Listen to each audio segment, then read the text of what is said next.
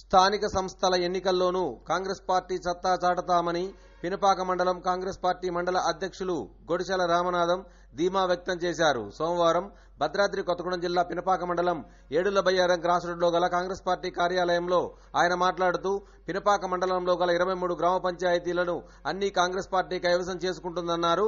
ఇప్పుడు ఆయన మాటల్లో విందాం. విధంగానే ఒక్కొక్కటి అమలు చేసుకుంటున్నాడు ప్రజలకు. ఇంకా ఉన్న పథకాలు కూడా రేపు ఆగస్టు 15 లోపలే మరి రైతు రుణమాఫీ అవుతుంది. మరి ఆ తర్వాత గృహజ్యోతి అనేది ఖచ్చితంగా అమలు చేస్తాడు. ఎందుకంటే రేవంత్ రెడ్డి గారు కూడా రాజశేఖర రెడ్డి మాటలు నడుస్తాడు. ఎందుకంటే కాంగ్రెస్ పార్టీ సిద్ధాంతం అది ఒక మాట అంటే కట్టుబడి చేసే కాంగ్రెస్ పార్టీ కాబట్టి మరి 1 by 1 అన్ని అమలు చేస్తాడు. ఆ ప్రజలకు ఆ నమ్మకం ఉండబట్టే మరి 1 by 1 అసెంబ్లీ గెలిచాము, పార్లమెంటు గెలిచాము. మొన్న ఉప ఎన్నికల్లో ఎమ్మెల్సీ కూడా అత్యధిక మేరతో గెలుస్తున్నాం.